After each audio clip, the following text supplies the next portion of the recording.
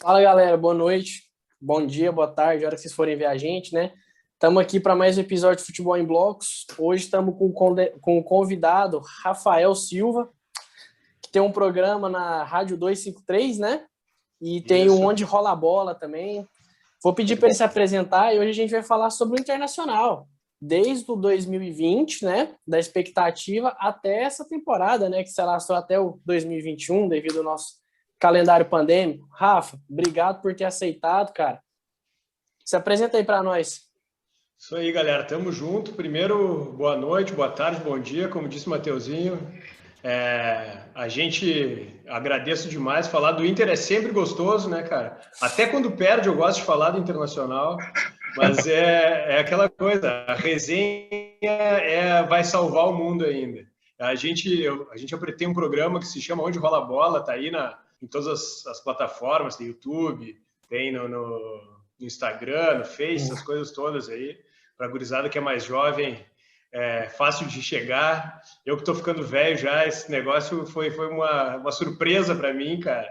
O Pico, que é um outro parceiro que é do Onde Rola a Bola, me convidou, precisava de um cara que gostasse de futebol e gostasse de falar sobre futebol, e me chamou, e eu, surpreendido completo, né? Mas ele me chamou mais porque eu entendo um pouquinho, né, cara? Já joguei futebol há muito tempo, trabalhei algum tempo com futebol também, sou professor de educação física de formação, dou aula na rede pública de educação física, mas trabalhei algum tempo com futebol, até aí nos teus lados aí, Guilherme. Trabalhei no Boa Vista 6 meses. Muito bom. Trabalhei no Boa Vista 6 meses na base, né, no juvenil e no júnior. Uma experiência maluca, completamente maluca, né, cara? Para quem sabe o que é futebol, né, de base no Brasil, sabe que é, assim, uma discrepância total daquilo que a gente vê na TV, né? Total. Mas apesar de ser completamente louco, é uma experiência que tu carrega para o resto da vida, né? A parte boa, a parte ruim, as parcerias e as rasteiras que tu toma também, né? E é isso, os caras daí me convidaram para falar de futebol e eu, falar de futebol, tamo junto sempre, né? E aí agradeço o convite de vocês para falar do Inter num ano complicadíssimo para quem é colorado. A gente teve no céu e no inferno umas 3, 4 vezes durante o ano, e depois a gente vai discorrer sobre isso, né? Mas obrigado pelo convite, tamo aí. Legal, valeu, Rafa. Estamos aqui com o nosso cabeça Gui também, né? Não falei dele, mas estamos aí, Guilhermão aí do Rio. E, cara, vamos emendar a primeira pergunta já. Antes, a gente tem que entender, o Kudê vem para fazer uma mudança naquele estilo de jogo burocrático que o Internacional tinha com o Odair. O aproveitamento do Odair é mais, se eu não me engano, beirava os 60% para mais. 60%, 62%, 63%. Era muito alto. O Inter chegou na final de Copa do Brasil, foi eliminado para o Flamengo campeão da Libertadores, pegou pré-Libertadores. Fazendo frente, né, aquele Flamengo.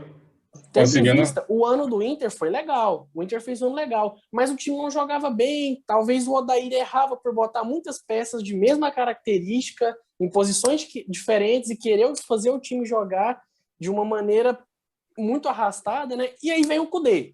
Vem o Kudê com uma ideia de jogo totalmente diferente, vem o Kudê com respaldo muito grande, muitos reforços são trazidos pelo Kudê, né? A diretoria abraçou muito, só que talvez o começo e os resultados não foram aquilo esperado. Ok, se eu não me engano, o Kudê deixou o time na liderança ou na vice-liderança, se eu não me engano. Liderança do campeonato. Liderança, né?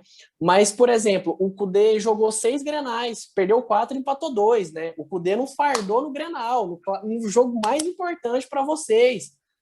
Poucos jogos a gente viu o Internacional realmente ganhar dominando o adversário. Então, eu gostaria que você explicasse qual era a expectativa da vinda do Kudê e para você, como colorado, qual que é o balanço que você faz da saída do Kudê, cara?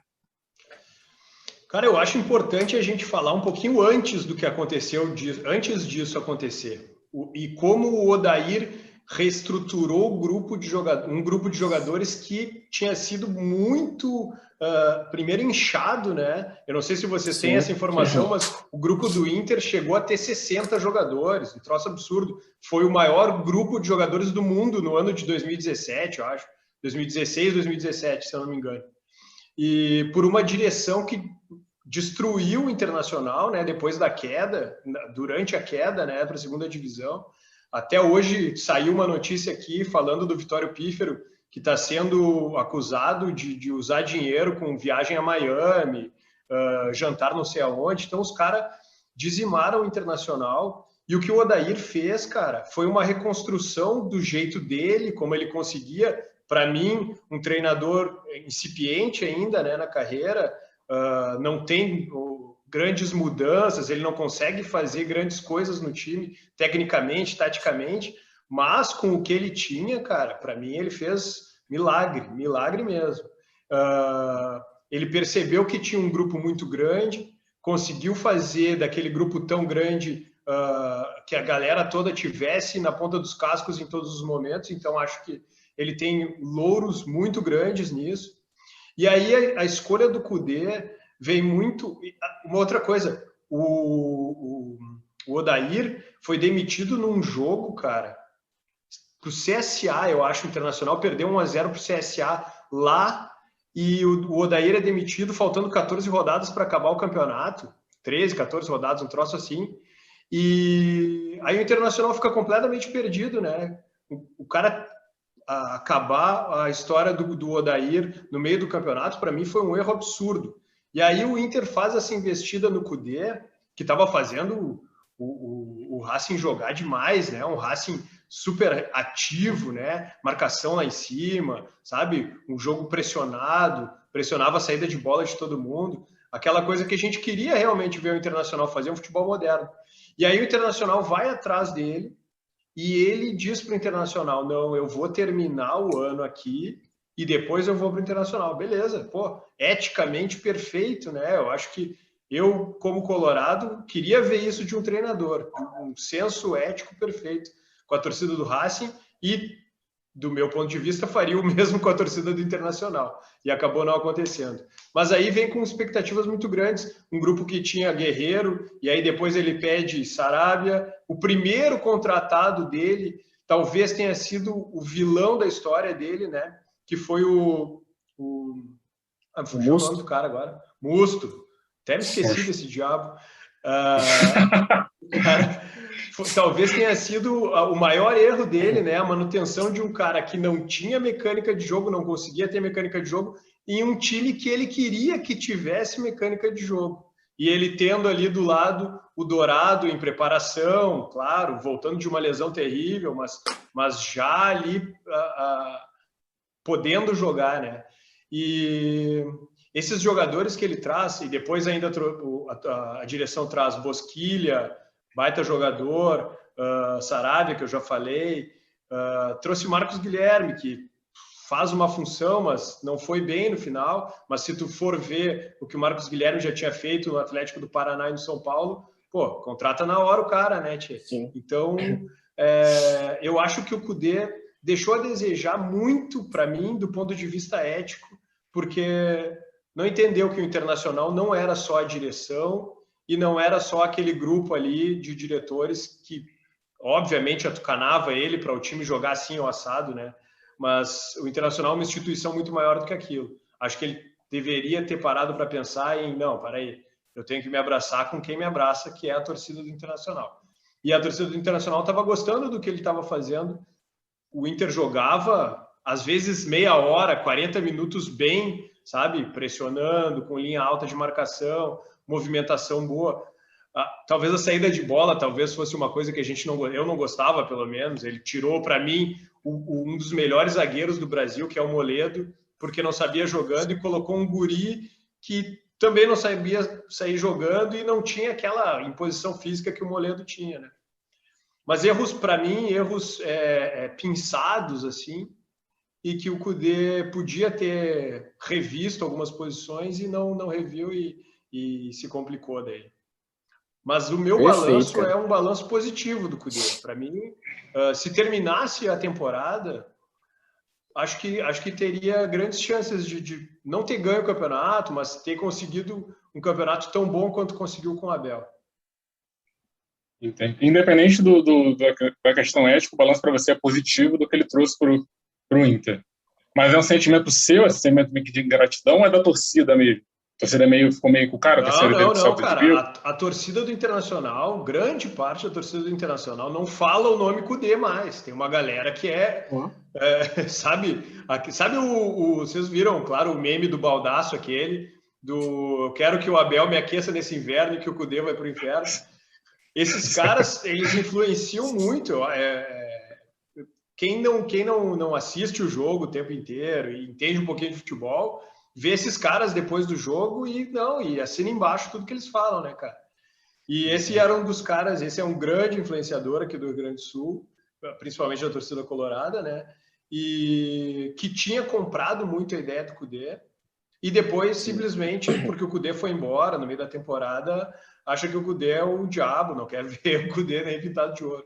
Mas eu não acho, cara. Eu acho que ele fez, do meu ponto de vista, ele fez coisas boas. Eu gostava de ver o time do Internacional jogando. Tinha, claro, as minhas críticas, né? Acho que em alguns momentos o Inter se retrancava e queria sair no contra-ataque e não achava esse contra-ataque. E ele estava certo, o grupo do Internacional, no final, se mostrou, né, curto, como ele dizia, faltou peça, altura, né, para reposição, mas mesmo assim o Internacional sempre competiu, e eu acho que é isso que é importante, cara. A gente vive num país extremamente desigual e o futebol não está fora disso, né? O Flamengo, o Corinthians, o Palmeiras são absurdamente mais, como eu posso dizer, financeiramente mais abastados, e isso se reflete dentro do campo, é óbvio, uma obviedade. Então, eu acho que os outros times têm que competir. E isso o Internacional fazia muito com o Kudê, né? Competia o tempo inteiro. E eu queria ver o Internacional competindo o tempo inteiro. Era uma coisa que o Odair não conseguia dar e que o Kudê veio e conseguiu fazer. Mas, ô Rafa, aí você também... Você quer falar, Gui? Era só uma pergunta em cima da rivalidade mesmo. O Kudê não teve sucesso nos Grenais. Né? Derrubou ele. Com certeza, isso pesou nas críticas. Isso tem um peso muito grande mesmo. Gigantesco. Só te dar daqui do Rio de Janeiro, a gente sabe, a gente tem noção que Inter e Grêmio é uma realidade maior do que, sei lá, Flamengo e Vasco. E, tipo assim, dá uma palhinha aí bem mais, eu tenho essa noção, bem mais. Dá uma palhinha aí desse impacto dele não ter vencido o Grenais, porque o que noticiava aqui era só, pô, mais um que ele perde, mais um que ele perde, mais um que empata. Chegava só isso pra cá, como notícia. Cara, eu vou te dizer assim, ó, quando o Internacional perde um Grenal, eu não atendo meu celular durante uma semana, porque o troço é assim, é um troço absurdo, cara, absurdo, é doentio o negócio. E obviamente, quando o Internacional ganha o Grenal, eu passo das 10 da noite que acaba o jogo até as 6 da manhã mandando mensagem para todos os meus amigos. Isso é assim, entendeu? E uma semana depois, o tempo inteiro discutindo, não, porque o Inter de 75, porque o Grêmio de 90 e sei lá quanto, sabe? É um troço doentio. E tem que ser assim, a gente ama isso, só que isso atrapalha em momentos decisivos, entende? O Kudê foi extremamente atrapalhado por não ganhar Grenal. Por exemplo, se ganha um Grenal, que para mim, o Grenal da Libertadores, o último jogo com torcida no Brasil, antes da pandemia, para tu ter uma ideia, o Grenal é tão grande que ele fez o futebol parar durante um ano, tu entende? Teve o Grenal e acabou o futebol, as torcidas durante um ano, velho. Inclusive, a Conmebol fez um filme. A Conmebol tem um filminho. A Conmebol tem um filme pequeno sobre esse jogo. Pô, eu tenho que ver se eu não vi ainda. Mas o que eu queria dizer é, o Kudê ganha aquele jogo, velho, é uma mudança de rumos gigante, tu entende? Bah, eu matei o Grêmio naquele jogo, o Grêmio talvez se complicasse na Libertadores, tinha um lance assim, agora não me lembro direito, mas tinha um lance de complicar o Grêmio, assim, e não aconteceu, sabe? Broxante, completamente broxante aquilo ali, e eu acho que para ele teve um peso muito grande também, é complicado, velho, aqui é assim, e a mídia aqui, depois de um dia de Grenal, é um esculacho, O da Libertadores, na fase de grupos, que vocês perdem em casa com o gol do PP, se eu não me engano, aquele pesou muito, né? Pesou demais também, pesou demais. Mas é isso que eu digo, o Grenal, aqui a gente tem uma frase que é assim, o Grenal derruba a casa ou levanta a casa. Cara, de vez em quando o time tá numa fase terrível, terrível, e tem um Grenal contra o Inter tá mal, o Grêmio tá bem, tem o Grenal, o Inter ganha, velho, é aquele relaxamento, assim, e é uma fase que tu sabe que a tua fase vai melhorar, entendeu? E ele, cara, para mim é muito presente que se ele tivesse ganho um Grenal, velho, para mim aquele Grenal, o último jogo com torcida do Brasil, era o Internacional talvez tivesse sido campeão de alguma coisa esse ano. Sim. Como até o final do ano.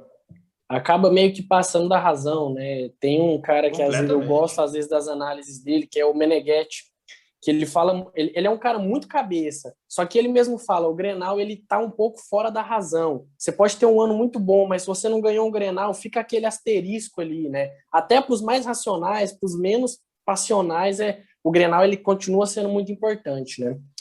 Mas eu acho que é porque o Grenal mexe com todo o estado, velho. É o estado inteiro. Aqui no Rio Grande do Sul não tem aquele lance, lá em Caxias tem o Juventude e o Caxias, mas lá vai mexer também, sabe? Os caras são Juventude, são Caxias, mas eles têm uma coisinha com o Inter e com o Grêmio também. Eu acho que tirando Pelotas e Caxias, o resto tudo é Grenal, né, cara? O resto tudo é Grenal. E mesmo em Pelotas e em Caxias, o Grenal pesa demais também. Tanto é que as torcidas são assim, né? Em Pelotas, o Brasil de Pelotas tem uma ligação, o Pelotas tem uma ligação também. Em Caxias, a mesma coisa. O Caxias tem uma ligação, o Juventude tem uma ligação. As torcidas são parceiras, sabe? Sempre tem. Legal, legal. Bom, bora pro segundo momento, então, que a gente vai tratar sobre a chegada do Abel, cara. Cara, eu lembro que houve até um grande desrespeito, né? Com a chegada do Abel. Fazer um coraçãozinho para Abel aqui. Bom, também gosto dele. Teve um desrespeito, né?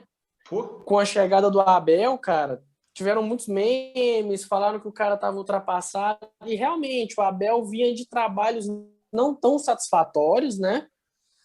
E o começo dele, realmente, a gente tem eliminação para o América Mineiro na Copa do Brasil, eliminação para o Boca Juniors da Libertadores, jogando melhor do que o Boca, concordo com isso, mas é uma eliminação, não deixa de ser. As duas nos pênaltis. Né? Duas derrotas as duas nos pênaltis. Duas derrotas, Santos e Fluminense, no Campeonato Brasileiro, aí vem dois empates, Atlético Mineiro e Atlético Goianiense. E aí vem a primeira vitória, que é contra o Botafogo. Sim. Com um lance muito duvidoso bizarro, naquele gol, né, cara? Que para mim foi muito mais infantilidade do Botafogo do que algum erro, Sim. Mas enfim, bizarro. E aí o Inter, se eu não me engano, tem uma sequência de 9 vitórias consecutivas, cara. Eu gostaria que você falasse qual que é o maior legado do Abel, com a chegada do Abel. Porque, por exemplo, a gente tem a utilidade de alguns jogadores que foram trazidos pelo Kudê, mas que não foram utilizados, como o Lucas Ribeiro, que se mostrou ser um bom zagueiro, um zagueiro muito bom, fardou. Teve erros, mas é um cara novo, que veio do Hoffenheim, tem experiência com o futebol europeu. Então, eu gostaria que você falasse esse legado do Abel, fazer uma análise da passagem do Abel no Internacional. Primeiro, deixa eu só emendar uma perguntinha. Diz um jogador ou dois jogadores que subiram muito de produção com o Abel. Na sua opinião, depois que você responder dele, você faz essa emenda no final. Deixa eu te responder antes essa aí. Para mim, os dois caras que representam isso são o Yuri Alberto e o Rodinei. O Rodinei, para mim, o que jogou com o Abel é um troço absurdo, velho. Apesar de ser o Rodinei... O Patrick sempre joga demais. Eu sou um defensor para mim, o Patrick tá entre os 3 melhores meias do Brasil há uns 2 anos já, assim, ó, tranquilamente. É que eu acho que a galera do centro do país não assiste tanto jogo do Inter. Não, eu concordo. O que aquele cara joga de bola, velho. E para mim ele não cresceu, para mim ele é aquilo o tempo inteiro. E o Edenilson também. O Edenilson é um pulmão absurdo, vai e vem, vamos. Enfim, só sobre que você o Abel. Não acha, só uma pergunta antes, que o Edenilson com o Kudê, com o Odair era mais protagonista do que o Patrick? Porque o Edenilson, você vê muito ele nessa questão da transição. Ele pega a bola lá de trás e leva com qualidade para frente. Não estou comparando, só que é mais ou menos o que fazia o Paulinho no Corinthians, por exemplo. Essa questão de levar a bola com qualidade. Entendeu? E o Patrick, ao que eu vejo, ele é um jogador muito bom, muito constante. Mas quando ele jogava mal, ele realmente caía muito o rendimento. Você poderia ver o Edenilson não ser decisivo, mas você via ele jogando num rendimento legal. Eu acho que tem muito a ver com o esquema tático, velho, e onde o Patrick estava jogando. O Patrick, nesse esquema tático que o Abel implantou, ele ficava muito mais próximo de onde ele rende demais, que é aquela ponta esquerda ali, que ele consegue arrastar o cara para o fundo, fazer o cruzamento ou fazer a jogada para ele mesmo. E nos outros, com o Odair, ele era o volante junto com o Edenilson, era um tripé de volantes, né? Os dois eram volantões e esperavam e faziam a ligação, esperavam e faziam a ligação. Acho que são diferentes. E com o Kudê, o Patrick meio que, do meu ponto de vista, tá? E nada contra. Eu acho que o Kudê meio que subestimou a capacidade do Patrick. Acho que ele achou que o Bosquilha é um jogador mais técnico, né? Poderia dar mais para o Internacional, tem o chute, não sei o quê. Mas eu acho que o Patrick, para mim, é um jogador mais voluntarioso, dá mais volume de jogo do que o Bosquilha. E o Patrick foi meio que, não escanteado, mas foi subestimado pelo Kudê. Para mim, um dos erros dele também. Sim. Mas voltando para o Abel, tá? O Abel, eu achava que o Abel não iria dar certo exatamente por esse contraste entre escolas de futebol. Eu achava que o time do Internacional tinha entendido o que o Kudê queria, com aquele lance de subir linha, marcar em cima, recuperar rápido a bola, uma coisa que eu gostava muito, e eu sabia que o Abel não ia fazer aquilo, porque ele não tem isso na história dele. Agora, o que ele conseguiu fazer de aglomeração de vestiário, de conseguir que os caras fizessem o que ele pedia, e que eles acreditassem que eles podiam mudar o estilo de jogo e continuar sendo competitivos, isso é para pouquíssimos treinadores que conseguem fazer uma coisa dessa. Vocês disseram o que o Abel deixa. Para mim, o Abel deixa isso, que o time, o grupo do Internacional sabe do seu potencial agora, sabe o que pode fazer, sabe contra quem pode jogar, sabe que pode jogar em alto nível, sabe, contra qualquer time do país. Acho que isso o Abel deixou bem claro e deixou também a gurizada, né? Ele botou para jogar Lucas Ribeiro, que tu citou, que é um bom zagueiro, não é ótimo ainda, mas é um bom zagueiro. Tu vê que ele tem visão de jogo, ele é firme. Caio Vidal, que é um guri rápido, driblador. O Abel foi lá catar ele da base, ele estava treinando com o Sub-23. O Abel assistiu um treino dele e disse, não, parei, esse guri me serve, porque eu preciso de um quebrador de linha, e ele não tinha esse quebrador de linha. O Marcos Guilherme não conseguiu dar isso para ele, né? E ele conseguiu achar um esquema, e a gente não percebe, cara, mas o Internacional esse ano perdeu Paulo Guerreiro, que vinha sendo o artilheiro do time, aí achou, né, o Kudê conseguiu encontrar o Galhardo, perdeu o Galhardo, e aí o Abel consegue achar o Yuri Alberto, achar um esquema, né? Achar que eu digo montar um esquema para tu ter um cara que consiga finalizar. Isso é muito difícil de acontecer e o Abel fez isso lindamente, né, cara? Foi lindo. Como ele diria, foi lindo, cara. Então, no caso, o balanço para você é positivo. Não tem como não ser, né, cara? Ele emendou 9 vitórias, uma coisa que nunca ninguém tinha feito. E claro que tem, dentre essas 9 vitórias, tem o jogo do Botafogo, que teve aquele VAR maluco. Depois teve o jogo do RB Brasil, que teve um VAR também, do meu ponto de vista, pênalti, mas um VAR discutível. Teve outros também, mas, cara, ninguém tira 9 vitórias dele, né? Do Vasco. Eu acho que o mais problemático é o do Vasco mesmo. Outro cara aí também... Na lateral direita, cara. A hora que o Saravia machuca... Acho o Heitor e depois acho o Rodinei. O Heitor, para mim, um dia vai ser um baita de um lateral. Mas ele ainda tem umas coisas de guri, assim, de marcação, sobra. Peca muito defensivamente. Acho ele na frente. Tanto é que ele, nos minutos jogados dele, eu acho que ele tem 4 ou 5 assistências para gol com poucos minutos jogados. Cruzamento, que a gente estava falando agora há pouco de alguém que não cruzava nada. Cara, o Heitor cruza super bem, e isso é muito difícil hoje em dia no futebol brasileiro. Então, acho que com um treinador que consiga dizer para ele, meu filho, tu tem que fazer essa cobertura, tu vai ter que voltar pelo meio quando a bola tá lá não sei aonde, sabe? Detalhes, mas eu acho que ele vai ser um bom lateral. Achei Deixa eu só fazer uma pergunta você citar de um aí. jogador. Pode fazer? Queria que você falasse um pouquinho do Thiago Galhardo, cara, da passagem dele aí. Pode falar. Porque ele jogou aqui no Bangu também, ele é da base daqui do Bangu. E queria a tua opinião sobre ele. Ele e o Lindoso, cara. Né? Ele e o Lindoso. São daqui. Só que o Thiago jogou no Bangu, teve 2 ou 3 passagens aqui, boas até. Cara, o Thiago Galhardo, para mim, é um jogador inteligente. E no futebol brasileiro de hoje em dia é difícil ter um jogador inteligente, né? Ele sabe se posicionar, ele sabe aonde esperar a bola. Acho que agora no final, desde o meio do campeonato, ele teve uma lesão no tornozelo, acho que atrapalhou demais ele. A gente via que em algum momento ele ia estourar, sabe? Tinha jogos que ele era poupado e jogava só no final do jogo. Tu sabia que, daqui 5 minutos ele vai estourar, daqui a pouquinho vai estourar. Tu percebia na corrida dele que ele ia estourar. Eu acho ele um jogador tecnicamente de um nível muito bom, mas do meu ponto de vista fisicamente, ele ainda não consegue ser intenso como eu gostaria de ver um atacante, sabe? Acho que ele ainda tem aquela intensidade do meia clássico e não tem a técnica, a habilidade de um meia clássico, mas para atacante ele precisa de mais intensidade. Então, ele é um jogador inteligente que consegue se posicionar, mas falta, sei lá, falta alguma coisa nele, falta o brilho, sabe? O brilho. Sim.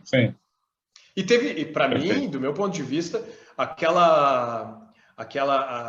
o esquema tático, a mobilidade do time do Internacional do Kudê fez com que ele fizesse muito gol, porque ele inteligentemente se posicionava na marcação, o para-brisa que a gente chama, ele fazia perfeito, né, cara? E o esquema tático do Kudê favorecia aquela roubada de bola na frente. E ele, com a inteligência dele, se posicionava para pegar essa bola, sabia que ia sobrar uma bola e pimba.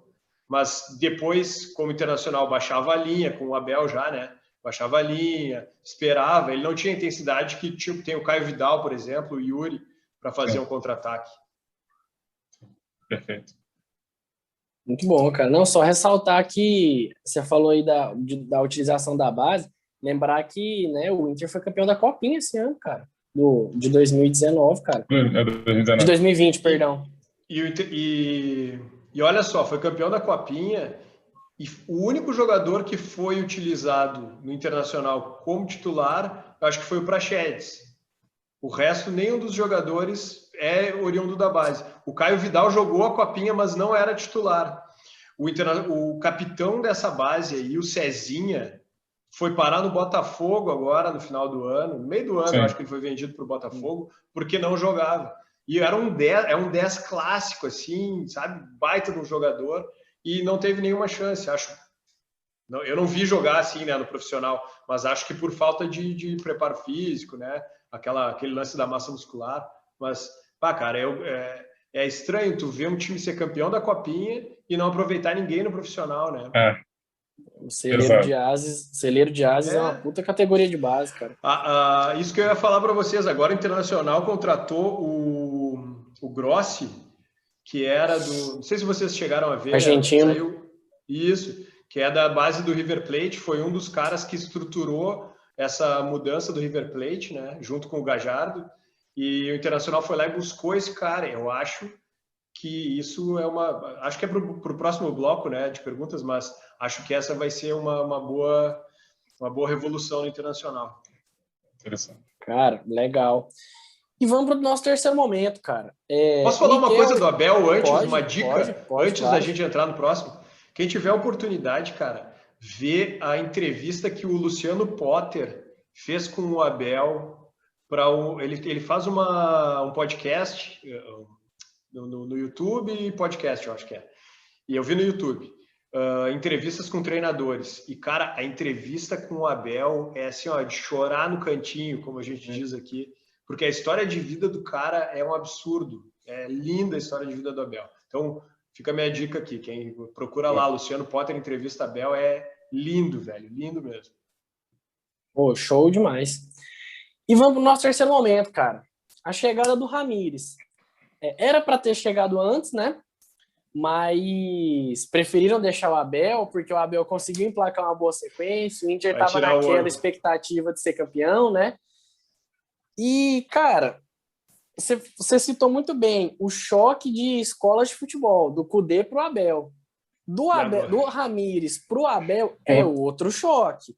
Muito. Entendo que a gente tem a questão da valorização da categoria de base. O Ramires trabalhou lá no... Eu que travei? Acho que o Matheus se emocionou aí falando do Miguel. Eu gostaria de saber, cara, com relação volta aí, a esse... Matheus, volta aí que você deu uma travada. Volta a pergunta aí. Volta a pergunta aí que você deu uma travada. Ah, tá. Volta aí que você deu Beleza. Não, com relação ao Miguel Ângelo Ramírez. Porque, por exemplo, a gente observa que no Independente Del Valle, ele trabalhava muito com categoria de base, ele era um cara que precisa de um tempo para trabalho, o trabalho dele é a longo prazo. Ele lembra um pouco o Kudê, mas eu acho que ele é um cara que sabe mais trabalhar com o que tem, porque foi o que ele fez no Independente Del Valle. Eu gostaria de saber qual que é a expectativa do Inter para o trabalho com o Ramírez e o que você acha que pode render de frutos dessa parceria dele com o Grassi, né? Grossi. Com o Grossi, isso. E para esse 2021, que a gente sabe que é mais um ano de calendário apertado, né? Cara, primeiro assim, eu tenho esperança nessa nova direção do Internacional, tá? São os caras que têm uma cabeça mais aberta para o futuro. O Internacional tá prospectando jogador com um grupo lá que se chama Capa, que é uma rapaziada que estuda demais jogador que vai contratar, jogador que vai emprestar, jogador que vem de empréstimo. Acho que isso é uma revolução já dentro do Internacional. E o Ramírez, eu acho que vem exatamente por causa disso. Essa direção está pensando a longo prazo, está pensando em futuro do Internacional. Isso me agrada muito. Assim, eu sou um progressista em todos os lados da minha vida e eu acho que essa direção é também extremamente progressista. Só espero que não façam com ele o que fizeram com o Kudê, que é te prometer uma coisa e te cobrar outra coisa. O Internacional não pode cobrar do Ramírez que ele seja campeão brasileiro, campeão da Libertadores, campeão da Copa do Brasil. Isso não existe no futebol, como eu tinha falado antes. O Flamengo, o Palmeiras e o Corinthians, esses têm que ser cobrados para ser campeões todos os anos. Os outros times não. Os outros times têm que ser cobrados por competir. E de que forma, né? Eu acho que a ideia da direção do Internacional trazendo o Ramírez é colocar uma forma de jogo e uma forma de utilização dos jogadores. Acho que passa por aí essa contratação. E o Grossi, para mim, é outra peça nessa engrenagem. Então, categoria de base, jogar igual ao jogo profissional, trazer o jogador pinçado da base para colocar no profissional quando ele está preparado já, depois de ter jogado de diversas formas como o profissional jogava. Então, acho que tem tudo para dar certo. O problema é a cobrança. Do meu ponto de vista, tu não pode cobrar um cara por uma coisa que ele não pode te dar, que é jogar todos os jogos bem e ganhar todos os jogos. Isso, para mim, não existe. Né? Você, para essa temporada, faria alguma mudança estrutural no elenco? Alguma peça do elenco que você acha que tem alguma carência, alguma deficiência? Que você fala do Moisés um pouquinho, um jogador que eu gosto também. O que você pode falar aí? Primeiro é o seguinte, obrigado, Senhor, pelo Moisés nosso de cada jogo. Todo cara que já teve o Wendel jogando na sua lateral esquerda entende a minha reza aqui por Moisés. São Moisés, tá? Eu acho assim, cara, o Internacional precisa, e agora no final do ano, com essa não performance dos últimos 3 ou 4 jogos do Brasileiro, demonstrou que o grupo é curto realmente, precisa de algumas peças pontuais, né? A primeira, para mim, é muito óbvia, a lateral esquerda, precisa de um reserva à altura do Moisés ou um titular para o lugar do Moisés. Estou brincando, o Moisés, para mim, é um bom jogador, sim, não é um craque, falhou em diversos momentos, mas eu acho que para grupo ele serve muito e a gente precisava de um lateral esquerdo ou para o lugar dele ou para ser um bom reserva para ele. Acho que ele tem força, tem algumas coisas que um lateral esquerdo precisa. O Internacional precisa também de um craque, um 10. Depois que o D'Alessandro saiu, a gente não tem mais o passe de qualidade. Não. Quando o outro time se defende, o Internacional não consegue quebrar a linha, não consegue aquela enfiada, aquele passe para o atacante preparar a jogada ou para o atacante finalizar. O Internacional carece muito desse cara. Acho que precisa desesperadamente de um zagueiro afirmado, um zagueiro mesmo, afirmado, para quando o Cuesta não pode jogar, porque acho que é uma boa zaga, uma zaga razoável, Cuesta e Lucas Ribeiro, e o Cuesta também está sendo sondado no Palmeiras, né, fortemente sondado no Palmeiras. Para mim seria uma baita de uma perda se não tivesse o Cuesta, apesar de o ano ter iniciado bem ruim com ele, né? Ele fez jogos bem ruins, mas é um bom zagueiro, sabe? Tem técnica, é um zagueiro que sabe dar bote, sabe fazer diagonal. É difícil ter um zagueiro inteligente, e o Cuesta é um zagueiro inteligente. Cuesta e Moledo, para mim, é uma baita de uma zaga. Cuesta e Lucas Ribeiro é uma boa zaga, uma zaga razoável que dá para aguentar um campeonato. Agora, sem reserva para esses dois, é impossível tu aguentar o campeonato. E o Zé Gabriel já mostrou que não é suficiente.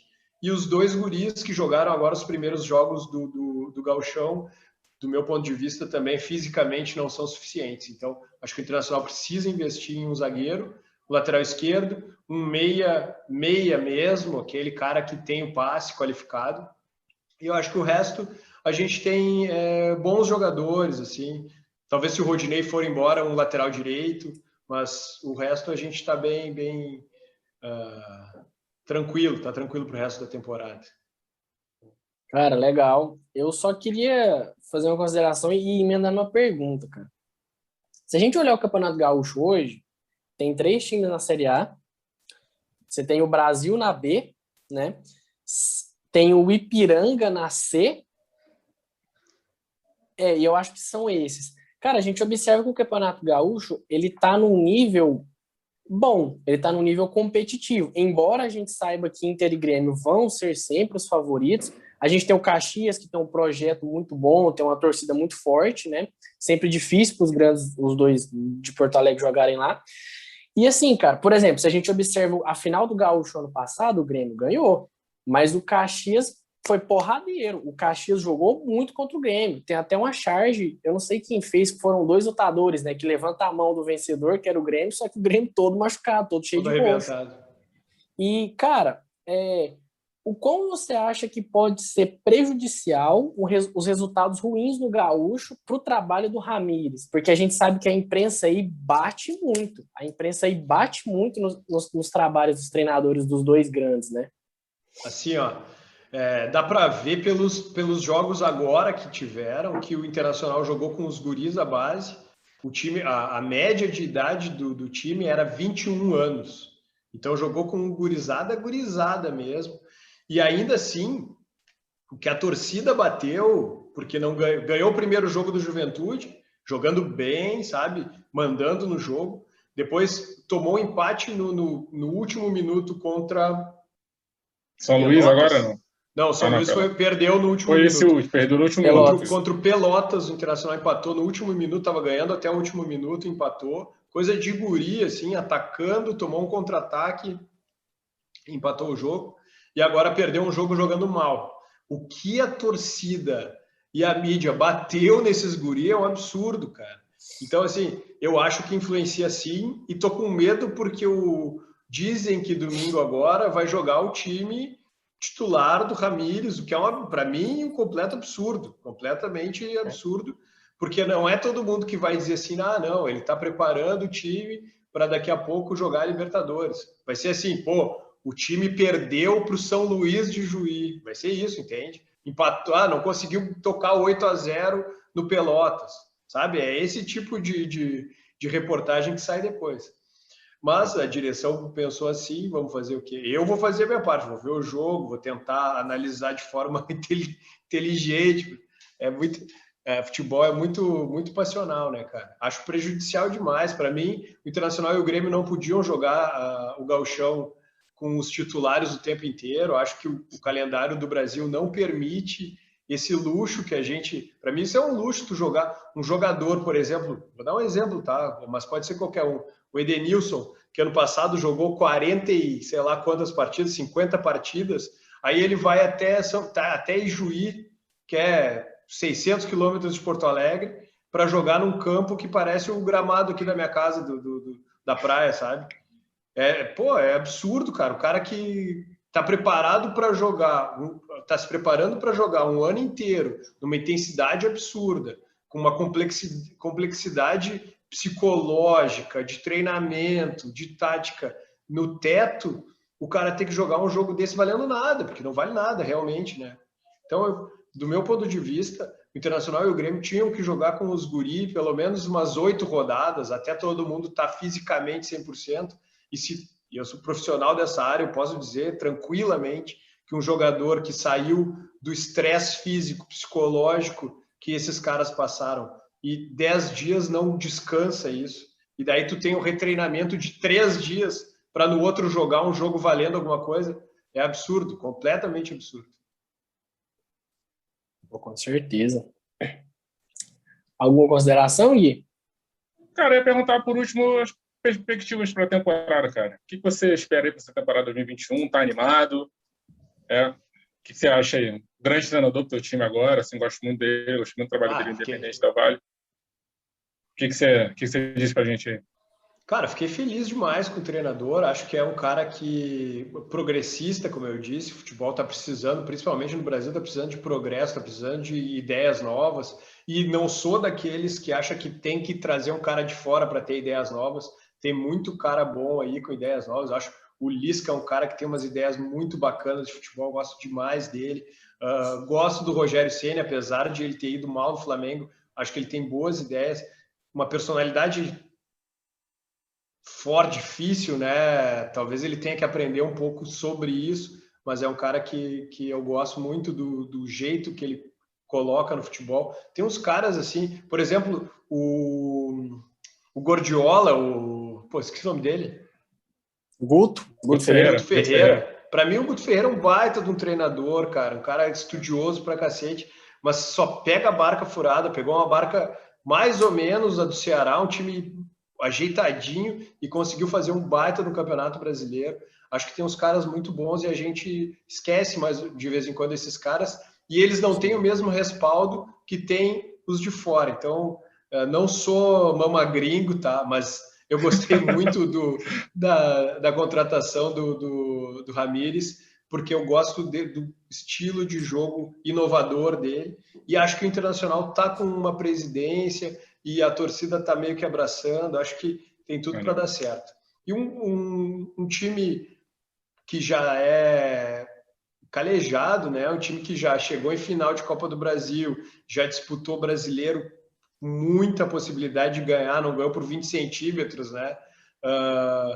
Sabe, um time que tem gurizada mesclada com nego velho, então tem tudo para dar certo, né, cara? Se vai dar certo, a gente não sabe, obviamente, né? Mas eu estou com umas expectativas bem boas. Se não esse ano, no ano que vem, mas preparar a cama esse ano para no ano que vem ir bem, acho que dá para ter esperança. Cara, show demais. A gente vai encerrando por aqui. Rafa, valeu demais por aceitar o convite. Valeu mesmo, cara. Valeu mesmo. É o intuito da página, a gente trazer o cara que está na arquibancada, mas o cara que vai ter um pensamento crítico, que vai pensar futebol com a gente, cara. A gente sabe que às vezes o clubismo ele é grande, mas é importante a gente ter uma visão legal, cara. Parabéns pelo trabalho Onde Rola Bola, o programa de vocês é muito bom. E chamar os meninos, convidar os meninos para participar aqui também, para falar do lado azul, falar do Grêmio, cara. Tá? Valeu demais por aceitar, bicho. Obrigado, mesmo. Obrigado pelo convite, adorei. Pô, falar do Inter é sempre bom, né, cara? E ainda mais com uma gurizada que curte futebol, entende futebol, é sempre legal discutir. E aquele lance, né, cara? O clubismo ainda vai salvar o Brasil. Não sou contra o clubismo, acho que o clubismo tem que ser defendido ferrenhamente, mas o clubismo e todas as outras áreas da nossa vida tem que ser sempre com pensamento crítico, inteligência, né, e sabedoria antes de mais nada. Valeu demais. Valeu, cara.